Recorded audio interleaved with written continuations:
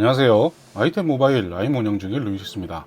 홍미노트 10 프로 중국판 등 디멘시티 시리즈로 기지개를 펴고 있는 미디어텍이지만 아직도 미디어텍이라면 많은 분들의 기억 속에 남아있는 모습은 벤치 부스터를 통한 성능 조작일 겁니다.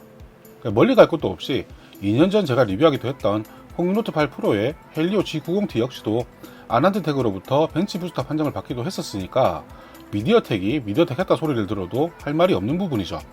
그렇지만 홍미노트 8 프로 이런 벤치 부스터 판정과는 다르게 제 리뷰는 물론이고 실사용자들에게는 무척 호평을 받았던 스마트폰이기도 했는데요. 그랬던 만큼 이번 홍미노트 10 프로 중국판 디멘시티 1100AP를 탑재한 기기도 직접 실사용하면서 다른 기기들과는 어떤 차이가 있는지 살펴보는 방법이 최선일 겁니다. 앞선 성능 리뷰, 벤치마크 테스트에서 디멘시티 1100AP는 CPU 성능은 스냅드래곤 855와 865의 중간 정도, GPU 성능은 스냅드래곤 865와 비슷한 성능으로 확인되고 있습니다. 요즘은 하드웨어 스펙들이 모두 고만고만해서 스냅드래곤 855나 865 기기들과는 그 성능 차이를 쉽게 확인하기 어려운 정도일 텐데요. 스냅드래곤 860을 탑재한 포코 X3 프로, 스냅드래곤 865를 탑재한 미 10 프로, 디멘시티 1100을 탑재한 홍미노트 10 프로 중국판과 디멘시티 1200을 탑재한 K40 게이밍 에디션까지 우연인지는 모르지만 비슷한 성능들을 가진 4가지의 기기들이 한자리에 모였습니다. 모두 MIUI에 같은 설정으로 실사용을 해본 기기들이고 차이점이 있다면 미 10 프로만 글로벌 롬이 아닌 EU 롬이 설치되어 있다는 정도이고요. 스냅드래곤 865를 탑재한 미 10 프로를 기준으로 조금 떨어지거나 조금 더 뛰어난 성능을 가진 기기들, 실사용하면서 성능 차이를 느낀다는 것이 그리 쉬운 건 아니지만 의외로 앱 실행과 웹페이지 로딩 등 가장 느린 반응을 보이는 건 미 10 프로였습니다. 홍미노트 10 프로 중국판과 나란히 놓고 비교를 해보면 웹페이지 로딩 속도에서는 꽤 큰 차이가 있고요.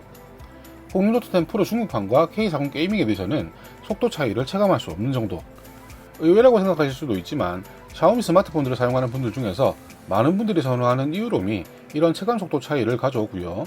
미디어텍 기기들이 EU롬이 없어서 포기하는 분들도 많지만 MIUI 12 이후의 EU롬은 순정롬보다 속도나 안정성 면에서 뛰어나다고 할 수 없기 때문에 미디어텍 기기들의 약점이라고 보기엔 무리가 있습니다. 글로벌 롬 기준이라면 미 10 프로 역시도 다른 기기들과 차이를 느끼는 건 무리라고 보시면 되고요. 즉 홍미노트 10 프로 중국판은 벤치 이상의 성능은 충분히 나와주고 있다는 겁니다. 그렇지만 정작 같은 수준으로 측정이 되는 GPU, 게임에서는 스냅드래곤 865에 비해 부족함이 드러나는데요. 다른 게임들에 비해 옵션이 세분화되어 있는 모바일 배틀그라운드로 확인을 해보자면 미 10 프로는 물론이고 포코 X3 프로도 화질은 최대 4K, 프레임은 최대 90프레임까지 사용이 가능하지만 홍미노트 10 프로 중국판은 스냅드래곤 855 기기들에서 플레이하던 화질 원활에 극한까지가 한계였습니다.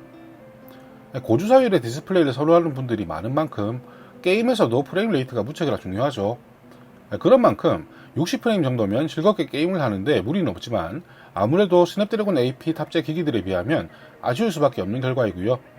디멘시티 1200을 탑재한 K40 게이밍 에디션도 최근에서야 90프레임이 오픈이 되기도 했지만 이런 게임에서의 지원 옵션 차이는 미디어텍의 점유율이 더 올라가고 게임 최적화도 동시에 개선이 되어야 해결이 될 걸로 보입니다.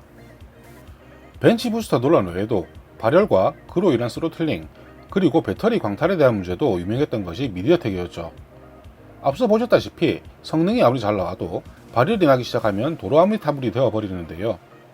홍미노트 10 프로 중국판 역시도 발열이 없는 건 아니지만 스냅드래곤 860을 탑재한 포코 X3 프로에 비한다면 거의 없는 수준이라고 봐도 무방하고요.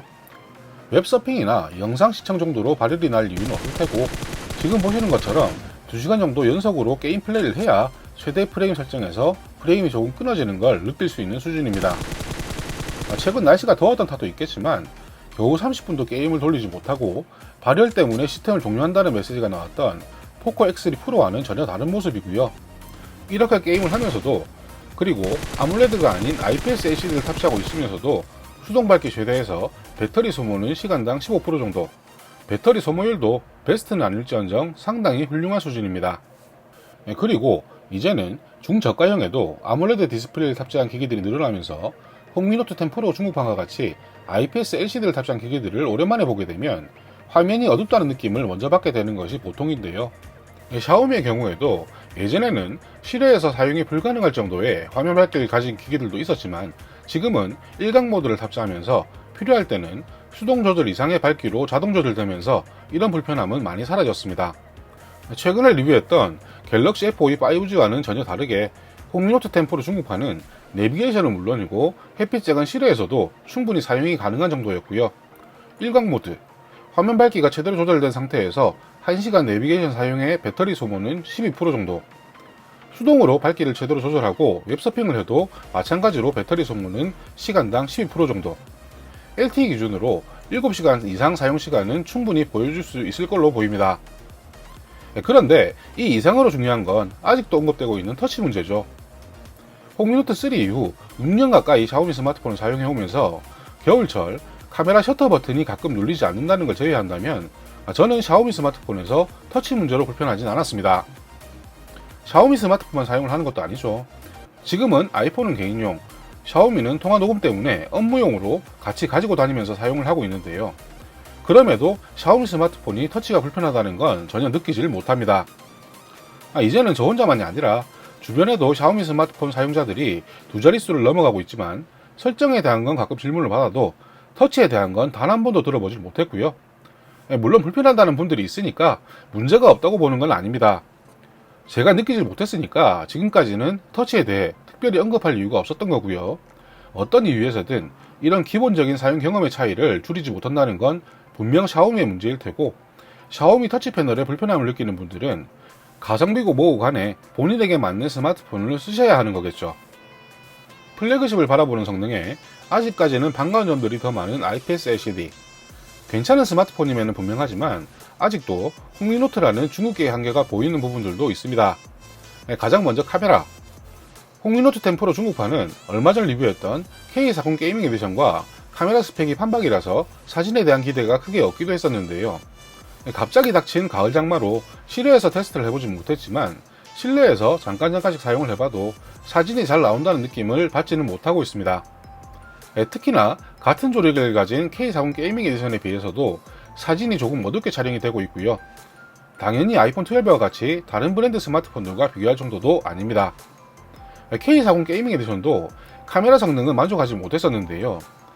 홍미노트 10 프로 중국판은 같은 하드웨어를 가지고 있으면서도 일단은 그 이하의 성능, 아무래도 렌즈 등 부품의 차이가 있는 거겠죠.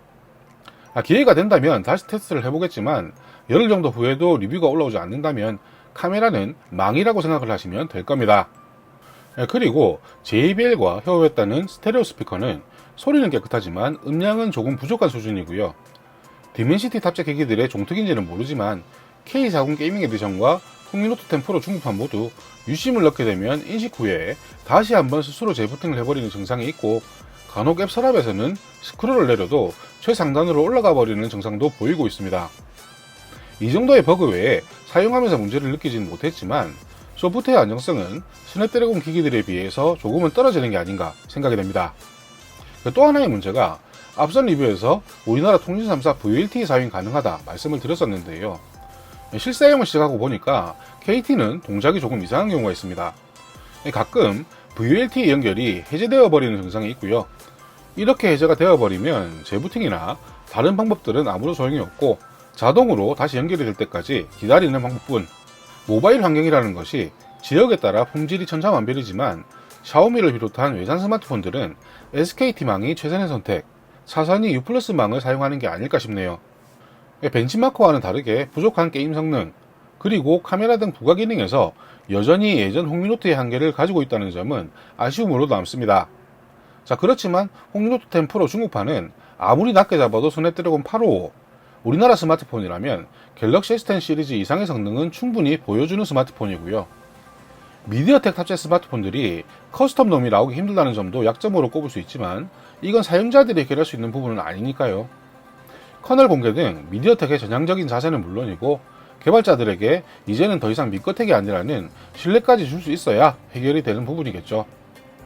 열흘 남짓 실사용하면서 K40 게이밍 에디션과 마찬가지로 무척 만족스러운 스마트폰이 홍미노트 10 프로 중국판이었습니다. 이제는 이 녀석을 남기고 상반기에 구매했던 홍미노트 10 프로 글로벌 버전은 다른 주인을 찾아주면 될 것 같네요. 그럼 오늘 리뷰는 이걸로 마치겠습니다. 감사합니다.